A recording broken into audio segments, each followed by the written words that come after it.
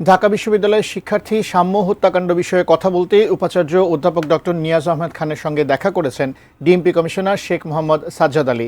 সেখানে উপস্থিত সাংবাদিকদের প্রেস ব্রিফিং চলছে, আমরা সরাসরি চলে যাচ্ছি সেখানে।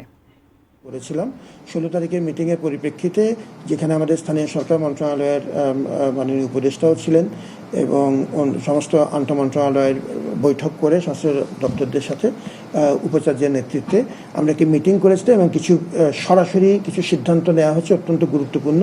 এবং সেই সিদ্ধান্তগুলো মিটিং শেষ হবার 4 ঘন্টা পর থেকে বাস্তবায়ন শুরু হয়েছে।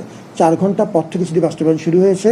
প্রথমত, যে আমরা সরোয়ার্দী যে উদ্যানের যে গেটটি টিএসসি সংলগ্ন, সেটি আমরা স্থায়ীভাবে বন্ধ করে দিয়েছি। এখন অলরেডি কাজ হয়ে গেছে, এটা বন্ধ হয়ে গেছে। আমরা নিয়মিত তল্লাশি অভিযান চলবে সরকারের সংশ্লিষ্ট দপ্তরগুলোর সাথে। এটি কোঅর্ডিনেট করবেন আমাদের গণপূর্ত মন্ত্রণালয়, আমাদের প্রতিনিধি থাকবেন, পুলিশের প্রতিনিধি থাকবেন, সিটি কর্পোরেশনের প্রতিনিধি থাকবেন এবং ক্ষেত্র বিশেষে মাদকদ্রব্য নিয়ন্ত্রণ অধিদপ্তরের প্রতিনিধিও থাকবেন। আগেও আমরা এই ধরনের রেড করেছি, কিন্তু এবারে বিশেষত্ব হচ্ছে এই রেডগুলো নিয়মিতভাবে হবে এবং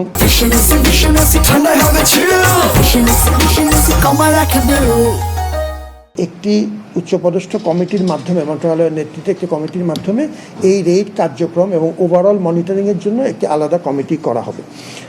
আমাদের উদ্যানে সিসিটিভি এবং লাইটিংয়ের পর্যাপ্ত যে আলোর ব্যবস্থা, সেটি ইতিমধ্যে দায়িত্ব নিয়েছেন আমাদের গণপূর্ত মন্ত্রণালয় এবং ডিএমপির পক্ষ থেকে ওদিনের মিটিংয়ের ফলাফল হিসেবে কমিশনারের মহোদয়ের তরফ থেকে ওদিন অতিরিক্ত কমিশনার উপস্থিত ছিলেন এবং তারা একটি বিশেষ পুলিশ বক্স শুধুমাত্র উদ্যানের জন্য স্থাপনের ব্যাপারটা তাদের সক্রিয় বিবেচনায় আছে।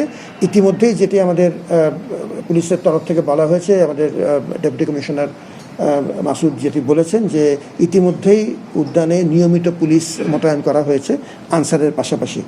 এবং এই সরোয়ার্দী উদ্যানটিকে রমনা পার্কের আদলে আরেকটু আধুনিক একটি উদ্যানে পরিণত করা যায় কিনা সেটি বিবেচনা করবার জন্য আমাদের মন্ত্রণালয়ের নেতৃত্বে একটি ফিজিবিলিটি স্টাডি করবার জন্য আমরা বিশেষ অনুরোধ করেছি এবং আমরা বলেছি যে ঢাকা বিশ্ববিদ্যালয়ের তরফ থেকে বিশেষজ্ঞ সাপোর্ট এটাতে দেয়া হবে এবং আশা করছি যে তারা এটি দ্রুতই এই উদ্যোগটি তারা বাস্তবায়নের পদক্ষেপ নেবেন।